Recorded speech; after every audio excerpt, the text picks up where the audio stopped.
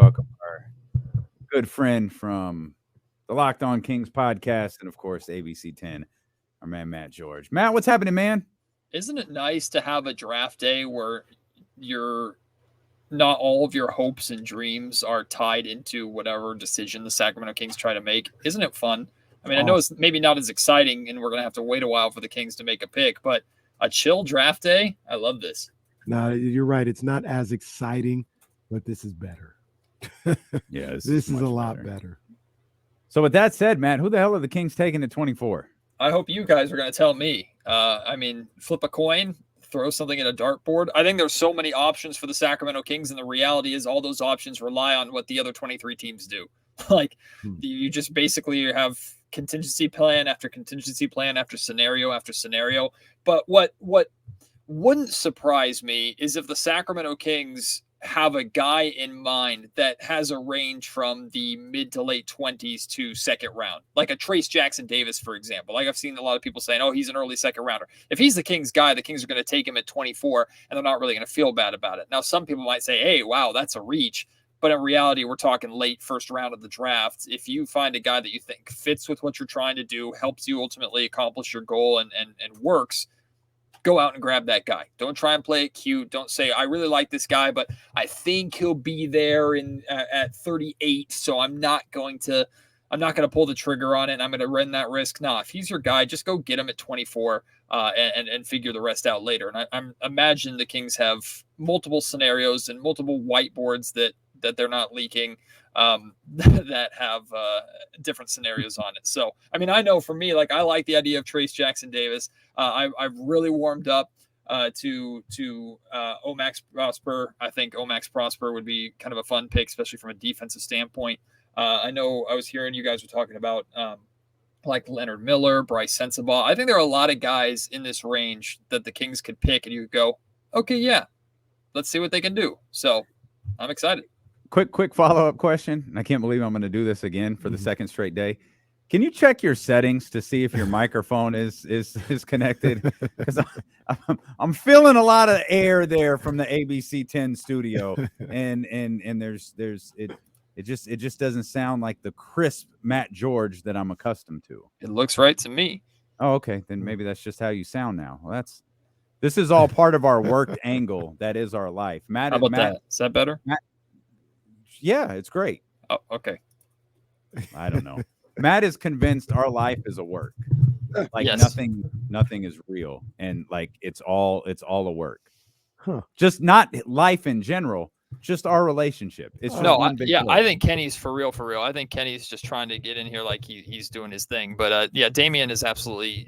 We established either the anonymous GM or Hornswoggle. That's what we've established. Man, call me. You don't have to hold the microphone like that. Put it back on the table. Nope, I'm doing it now. Put it back on the table and relax and let's have some fun. Hold the microphone like LeBron at the press conference. Matt, we're going to find out in an hour. Matt's on page 1 of a book. Do you think? Well, okay, not Kings related. What do you think about the Chris Paul Washington Wizards stuff? I love it. I mean, I think it's such fun chaos. I think it's great. First off, I appreciate and admire the Washington Wizards for going, okay, yeah, we're really making moves and we're not going to slow down. I mean, trade after trade after trade. Good for Washington. Like, hell yeah. But I understand the initial reaction of everybody was, what in the world are the Golden State Warriors doing? And I saw a lot of like Warriors fans and Warriors Twitter and things like that kind of saying that, but like, I kind of get it. Like you get off Jordan Poole's money. Clearly the Golden State Warriors don't feel like Jordan Poole's worth the money that they paid him. And I tend to agree with him based off of the disaster that he was last season. Like Jordan Poole was terrible last season. It was to the point where what playoffs. Well, yeah. Well, I mean, regular season, he was fine. Playoffs, that's what matters to the Warriors. They don't care about the regular season. They care about the playoffs. And when Jordan Poole came into the game in the series against the Sacramento Kings, every time he came into the game, I loved the Sacramento Kings' chances to go on a run because I knew Jordan Poole was going to do something that just wasn't good. There were 2 or 3 different times in that series alone where he missed layups, like hitting the bottom of the rim or the bottom of the backboard. Like he was just out of control in the playoffs for the Golden State Warriors. And I think he was trying to do too much. And I think the Warriors knew that they overpaid, and I still think he's going to be fine. I think the Washington Wizards got a young player that they can develop and grow, but I get them getting off that money, and their window to win is right now. So maybe Chris Paul helps with that. Maybe he doesn't, but I get it. It could be one of those trades where 2-3 years down the road, if Jordan Poole's doing well in Washington, we're going, what are the Warriors doing? But as of right now, I'm more enjoying it from the standpoint of, yes, trades on draft day, chaos. I love it from that standpoint more than I am dissecting how the trade was for either team. Do you think that the Warriors got better today? Short term, yes. Very short term, yes. Okay. Do you think long term? I don't think they care. Well, talk to me how they got better. Because I mean, Chris Paul, I trust Chris Paul a million times more in big games than I trust Jordan Poole, even if Chris Paul is older. I think Chris Paul is an extremely smart basketball player. I think you can plug Chris Paul in to what the Golden State Warriors do, especially with that pick and roll type offense, and he'll be just fine. Chris Paul, people are calling him washed and stuff like that. I disagree with that completely. I still think Chris Paul is a very solid basketball player, that he gives you more of a veteran presence. You don't necessarily need that on that team, but he gives you more of a veteran presence. He's composed. He, I think, can fit in and ultimately help the Warriors win big basketball games. I don't think the Warriors are looking for Chris Paul of 3 or 4 years ago throughout the regular season and the playoffs. But if Chris Paul can help make a difference in a playoff series or two, I think the Warriors are better today with Chris Paul than they would have been with Jordan Poole for sure. Do you want to?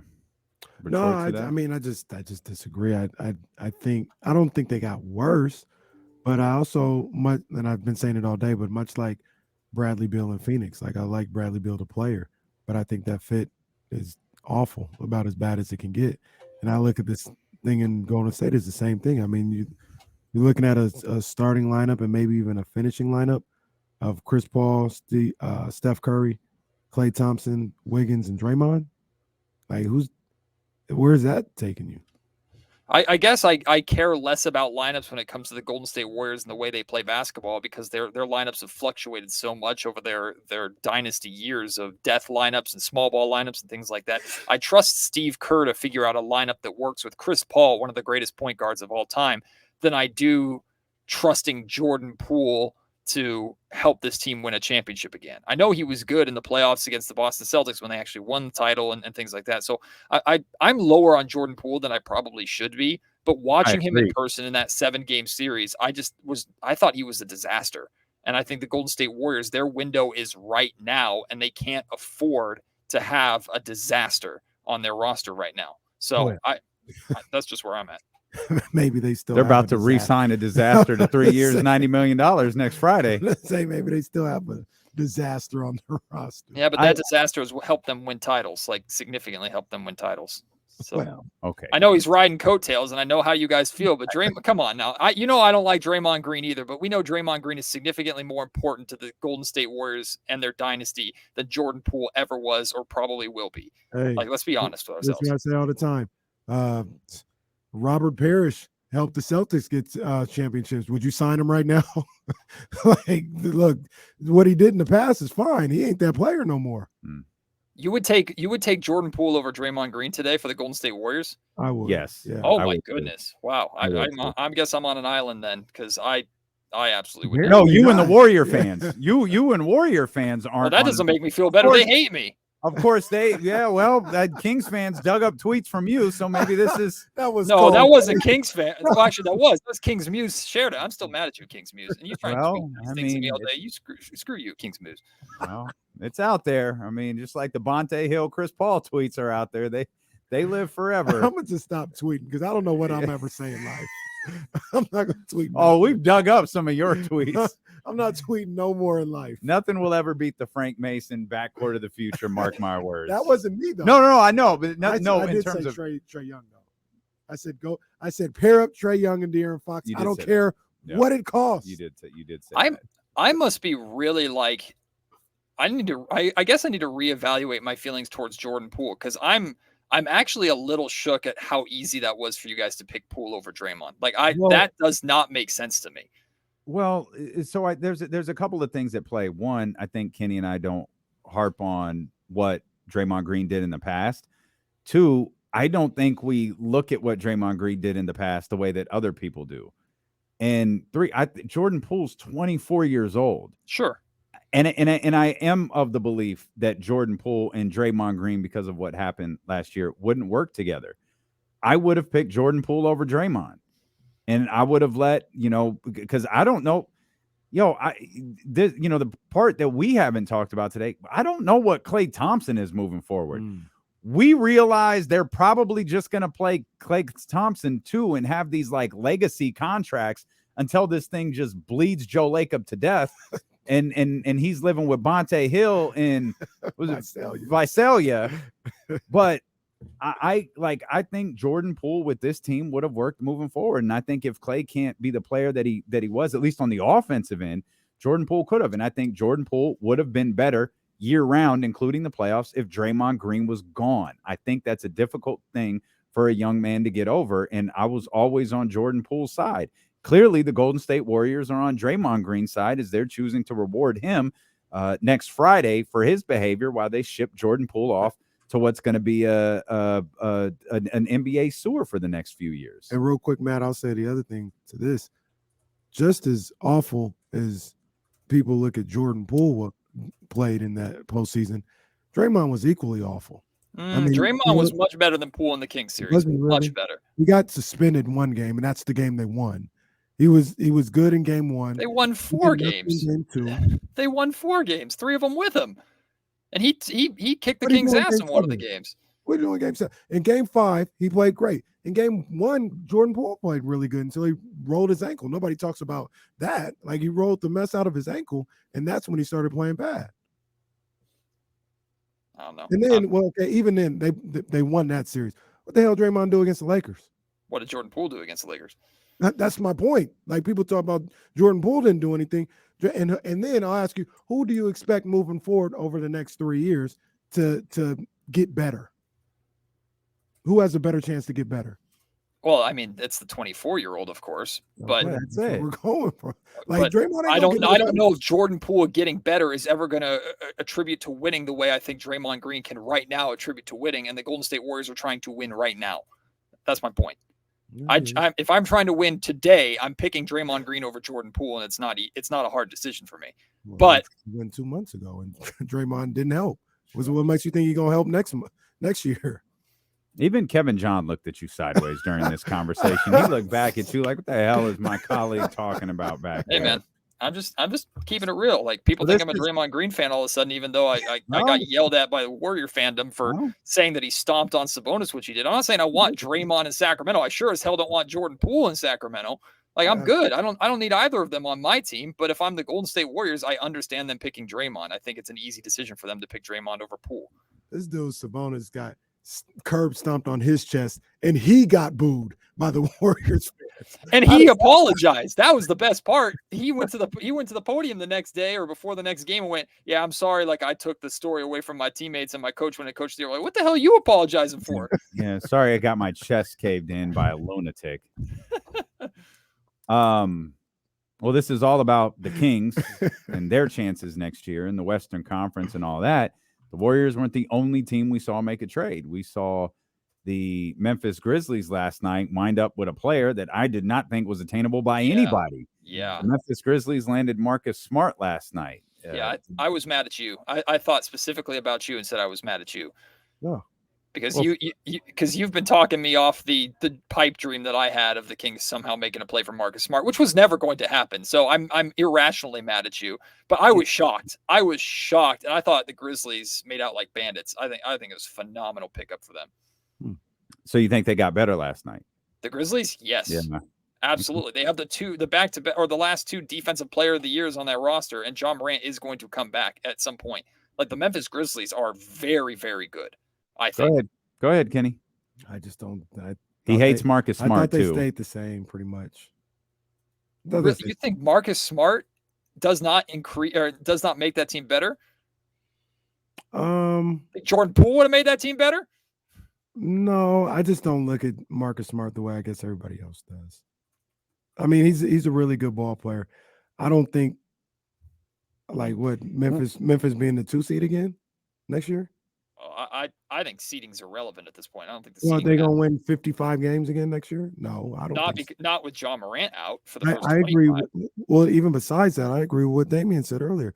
It really depends on what happens with Steven Adams in that center position. I agree with that. If Steven Adams can't recover, I think getting Marcus Smart won't be enough to overcome that. Well, I and agree with that. One thing I'll say about Brad too and Marcus Smart is, unlike years past, and I did not think Brad Stevens would trade him, but I think 9 seasons for Marcus. Longest tenured Celtic for well, sure. Yeah, his trajectory is probably going to change here pretty soon. True. I believe he's always going to be an incredibly smart basketball. He's always going to be a great asset for whatever team that he's on. Mm-hmm. But I do think his trajectory is going to change a little bit. And I don't know that this might be, Brad Stevens, you know how much time Brad Stevens spends with Bill Belichick? This could be get rid of a player a year too early rather than too late. Like Marcus could be really good this year for Memphis, but we'll reevaluate it again in 2 seasons. Right. And it could be one of those types of things. But whether it's this year or it's the following year or it's 3 years from now, Marcus is going to change as a ball player moving forward. Scooby-Doo in the chat got me in my feelings, though. It says Matt's been off his game all week. I don't understand. How is Marcus Smart being acquired by the Memphis Grizzlies a bad thing ever? It's a great I'm thing with you. for the Grizzlies. That's a phenomenal pickup. Yeah, I'm with you. I don't think it's a bad thing at all.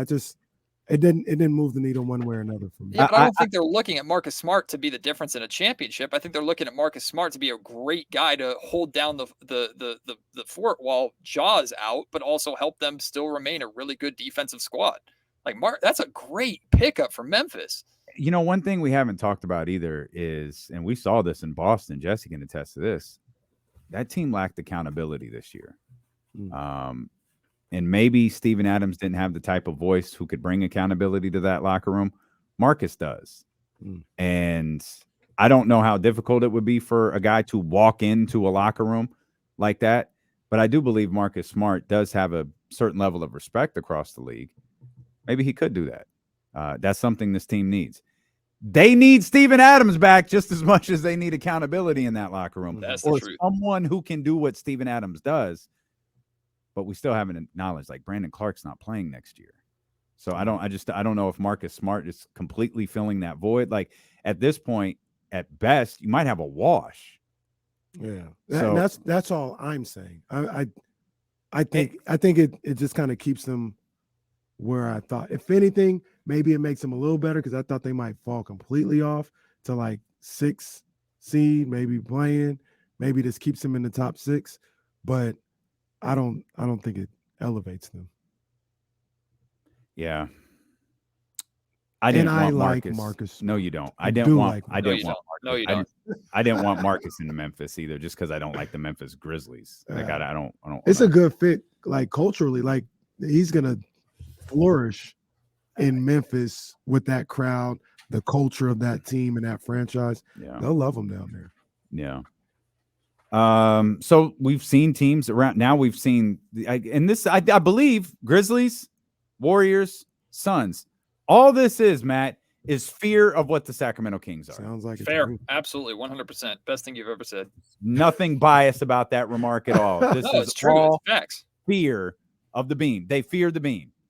That's what it is. There's no bias in facts. You got brighter too. Speaking of, I saw that. Don't be concerned about. Don't be concerned about any lights that may emanate in the sky. Do you know? You saw the Domas stuff. Like Domas isn't playing in the FIBA World Cup. Did you see that? I saw it. I didn't look too much or think too much of it because man's been banged up beyond banged up, so I'm fine with it.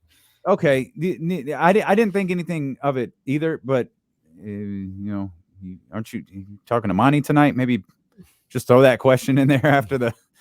Just see if Domas is having surgery or something. Like I know, like originally, I think Sean Cunningham might have asked him recently when they went to the zoo. Yeah. They went to the zoo together. And I don't think it was a definitive no, I'm not, or a yes, I am. I think it was more of we'll see what happens. Mm-hmm. And I don't know if these two things are tied together at all. Yeah, if I'm the Sacramento Kings, I'm encouraging him not to play. Oh, for sure. Sit down, surround yourself in pillows. Don't go outside. Don't go anywhere near somebody's elbow because somehow it'll find your face. Like, just sit down and relax. And stay off the ground so you don't get jumped on. Yeah. Right. And It's your fault. That would be your fault. Yeah. That you become the dirtiest player. And most importantly, Matthew, don't use the ball as a weapon. Yeah, don't use the ball as a weapon. And then if you see a picture of Kevon Looney, just take it down. Just take it down. No, Just use that to motivate you. No, report it. Use that to motivate you. Oh man. So the Kings have 3 picks tonight. We talked about the first one. They got 2 second round picks. This is as lost as I've been on a Kings draft in years. And I've allowed myself, Matt, to fall in love with the OG Anunoby idea. I've lost a lot of hope that that's happening. We just running it back, man. I think the Kings are just running it back with 24, HB, Trey, maybe TD, maybe a little acquisition. I'm getting strong run it back vibes. I got no problem with that. Absolutely no problem at all. Like I'm okay with that. And because I think the timing is on the Sacramento Kings side, and they're in a position where, and I know we've talked about this before, people aren't going to like this because I know Kings fans like upgrade, do something. Look what the Suns are doing. Look, I get it. But the Kings are in a position to where with less than a calendar year together, they had the growth that they had. What's another year look like with this group together? What's another year look like with Mike Brown and this group under their belt? Plus, like Monty McNair said in his postseason or end of season press conference, he talked about a lot of the growth of this team. The next step into getting into that championship window is with the guys that are already here. It's like the conversation around Harrison Barnes has been frustrating and like understand. What's the word I'm looking for? Like I understand it. Because that is the clear position to upgrade if you're trying to upgrade your starting lineup, and the Kings have to make that decision this offseason. But the Kings did not lose the Golden State Warriors series because of Harrison Barnes. No, he didn't show up in Game 7. Kevin Huerter didn't show up the entire series. Keegan Murray didn't show up the first 3 games. De'Aaron Fox broke his thumb. Domantas Sabonis got stomped out and was already playing hurt. And the Kings still took the Warriors to 7 and had a chance to win that series. Reliving all the good times here today, Matt. Jeez. But that's what I'm saying. There's so many reasons why the Kings didn't win that series, but so many people want to say if Harrison Barnes were not on this team and it were somebody else in that position, then the Kings would have absolutely won that series, or that's the only way that the Kings can win going forward. I call BS. I think Harrison Barnes is totally fine for this team going forward, and people don't understand. You sign Harrison Barnes to a contract, you can trade him down the line. I was having a conversation with Howard Beck about this. He thinks not only is it a good idea for the Kings to re-sign Barnes because of how he fits right now and to run this team back and give them another chance, and he already understands how to play with this team and he's reliable and yada, yada, yada. He also thinks that if the Kings are going to make a big swing move at a trade deadline in 2 years when their championship window has arrived, Harrison Barnes in that contract is probably going to be the first piece that they're using to make that swing and make that deal. Just because the Kings can make a deal today doesn't mean the right deal is there for them to make today. So OG Anunoby would be amazing, but I'm not giving up Keegan Murray to do that. And I don't think the Toronto Raptors are considering anything that doesn't start with Keegan Murray at this point. So that's not the right deal. Something else is going to become available at this year's trade deadline. Next offseason, something else is going to come available. The NBA proves that time and time and time again, and it's probably a guy we're not even considering is available right now. Bring Harrison Barnes back. It's the best move that you can make, the best realistic, smartest move that I think you can make at this point. Don't massively overpay for him, which I don't think the Kings were ever going to do. But I think bringing Harrison Barnes back is not a loss by any means for this Kings team. Quick follow-up. Quick follow-up. What's massively overpay to you? Like $22+ million a year. So would $20 million a year be just a regular overpay versus a massive overpay? Yeah, I like my number that I'm comfortable per year for Harrison is like $19 million a year. Okay. Like if you do a 3 year, like 3 years, $60 million is like my cap, or like, and that's okay. That's kind of where I'm at. And I don't think Harrison's going to command that much. And I would hope Harrison isn't going to demand that much. Like, but I don't know. I don't know. Harrison's played through hell and then had one good year. Does that one good year make up for the hell that he's been here? Does he think he can get more elsewhere? I don't think he can. I know other teams are going to be interested in having him, but those teams that are interested in him are going to be contenders. And are they willing to give him that much money? So I think Harrison at like $18 million a year here in Sacramento is a tremendous win for Monty and the Kings if they can do it. You're talking that talk, Matt. I agree with everything that you say. Now I will present another scenario for you. Let's say Harrison goes for $20 million a year, and Kyle Kuzma calls and says, "I'll play for $20 million a year." Who are you taking? Harrison Barnes. I think Harrison Barnes is way more reliable. Now, Kyle Kuzma could explode and go off, and Kyle Kuzma has that upside, and it feels like Kyle Kuzma has been trying to get to Sacramento forever, because every time he plays in Sacramento, it's like he's auditioning for the team and he puts up good numbers. Kyle Kuzma has killed the Kings in the Golden One Center on numerous occasions. But I trust Harrison Barnes more to help this Kings team win. Plus, I think Kyle Kuzma, you have to introduce and incorporate into what the Kings are doing, versus Harrison. You don't have to do that. And I think that's a big difference. Like, I think people gloss over that. Like, that's a big difference to have someone who you can bring into training camp day one, and Mike doesn't have to back up to teach him. He says, okay, let's build upon what we just did. Let's take this to level 3. Let's take this to level 4. Training camp last year was about establishing the system that Mike and the coaching staff wanted to play. This year is about tweaking, or this training camp can be about tweaking and building upon it. If you have 5 guys that are coming into your starting lineup already day one that already know the foundation and now have a playoff series in their back pocket that they can build upon, man, Mike can hit the ground running. So I think that's a big deal as to why bringing Harrison Barnes back would be a great idea. I feel you, man. I have no problem with Harrison Barnes coming back here, and for all the reasons that you mentioned. Absolutely. I do want to point one other small thing out as we talk about this team running it back and, just bringing all of these guys back, doing it again. Revenge tour. Monty's never once tipped his hand. Not at all. Now, the OG stuff might have been out there. There might be different rumors out there. It's not the first time the Kings have been attached to rumors. But Tyrese kind of came out of nowhere. Tyrese and Domas kind of came out of nowhere. It'd been bubbling a little bit. You hear things, then it get abandoned. You hear it again, then it get left. And all of a sudden, Domas is coming to Sacramento. Tyrese is out. Kevin Huerter thing came out of nowhere. We talked about Malik Monk. I don't know if we really thought Malik Monk was going to come here. Yeah. It all boils down, and I think this can play into the conversation about tonight too, Matt. We've all rode with Monty this far. Whatever happens over the course of the next month or so, and beyond, obviously, we've got to believe that Monty believes this is what is going to get the Kings to that next level. Yeah, he's 100% earned that trust no matter what. Whatever decision he makes, even if I would not make that decision or I disagree with it, he deserves the proper time and the respect to see, okay, can the Sacramento Kings get it done? Plus, Monty and the Kings fandom are now in a position that they've never really been in, except Monty has had experience at least being in the front office of a winning team in Houston. Here in Sacramento, we have no idea how to build a winning team because we haven't seen a winning team in almost 2 decades. So we're all kind of going off of it together. And the last thing I'll say about Harrison Barnes, too, to just kind of drive this point home is like, I'm looking at Harrison Barnes as the 5th option in the starting lineup next year.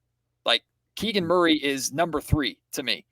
He's going to make that jump, or he should be trying to make that jump. I think the Kings want him or expect him to make that jump. That makes Kevin Huerter number 4. And there are games where Kevin Huerter could be 2, Keegan could be 1, De'Aaron could be 2, Domas could be 4 based off how much Domas passes the ball. Like, if Harrison is going to quote unquote disappear at times, if Harrison has nights where he only scores 6 or 8 points, but he's the 5th option on offense, but then he also has nights where he drops 20, where maybe De'Aaron or Domas is struggling, I trust Harrison can give me that. Plus, he can hold that position down. So I think the arguments for keeping Harrison are tremendous. And if Monty decides Harrison is the guy, then Monty deserves that trust. Now, if Monty decides that Harrison isn't the guy and he decides to let Harrison walk, one, he better have a replacement in place. That's why I'm not, like, if I think Harrison Barnes is walking, I'm going into day 1 or day 2 of free agency, and I'm making sure I figure that out immediately. Because if I'm waiting till day 3, day 4, I think Harrison's gone.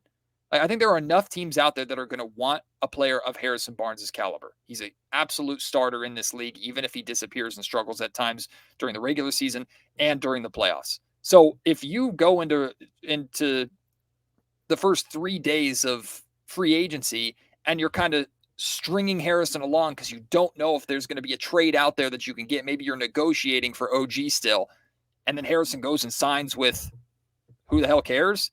Now you're in big trouble. But whatever Monty does, he absolutely deserves our faith that it's going to be the right move, or if it's a bad move, or if it's something that doesn't work, that he deserves the faith to fix it. Can I share an opinion with you? I think they know now. I do too. I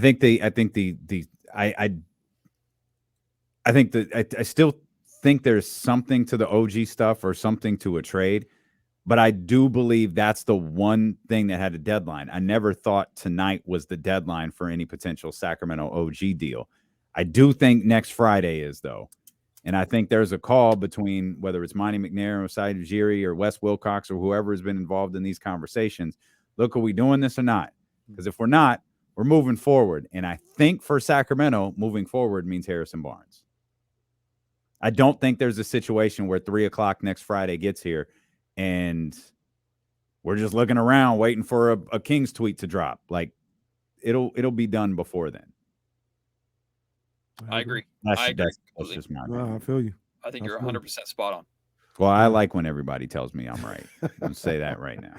Do you have any second round guys that you would like the Kings to take a stab at?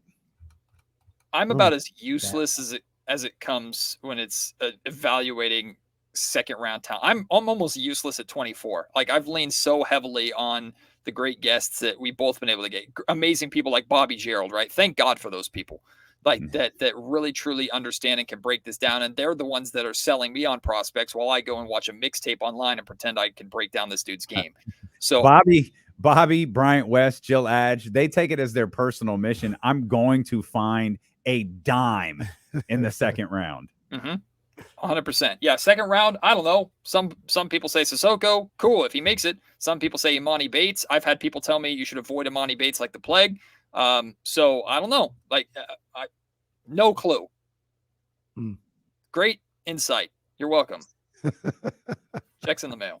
We're still avoiding things like the plague. All right. That's Should we avoid it by like the pandemic or something like it that? probably like is the plague. Should we call COVID a plague? Is that a little like aggressive? COVID was a pandemic. The plague is it's a bacterial disease. Oof. Like we probably already got a shot for that when we were like 2. So maybe we should find a new saying. Avoid it like the plague. Well, I got a shot for the plague when I was like 2 months old. Well, be a trendsetter. You can come up with something new. Avoid it like the vid. Like the vid. Like the vid. Too soon. No, I don't want to do that. Kevin Hart said the vid, and it was kind of cheesy. Like Kevin Hart sometimes tries to make you laugh by saying words really aggressively. I got the vid. I got the vid. It's like, okay, you're not actually being funny. Oh, it works on me. Yeah. Well, why does that not surprise me? I adore Kevin Hart. I'm going to go out on a limb and say you're Kevin Hart's target audience. You and Britt. I think you and Britt. Oh, Britt, absolutely. Britt can't stand stand-up comedians. She cannot stand them. She thinks stand-up comedy is useless. Wow, goodness! And we're going to on a cruise here in like a week, and I'm forcing her to go to all the comedy shows on cruises because they're funny and they're great. I love comedy shows, but Britt is like, I don't care. I like Cardi B saying coronavirus. Coronavirus. Where are you cruising to? Cruising to Mexico. Okay. Yep. You. Good stuff. Nothing. And I'm going to miss the Cali Classic, which means Victor Wembanyama is guaranteed. Wow. Definitely playing. And I'm going to miss the first 2 days or 3 days. Well, I'm going to miss like the day we set sail is when free agency begins. So wow. Guaranteed fireworks. You're welcome, everybody. Big versus Scooten, game 1 of the California Classic. Matt George won't be Giannis there for is coming to the Kings. Also, here it is. Whatever you're about to say, you're going to have to save it for the stream because we're going to the NBA draft right now on ESPN 1320.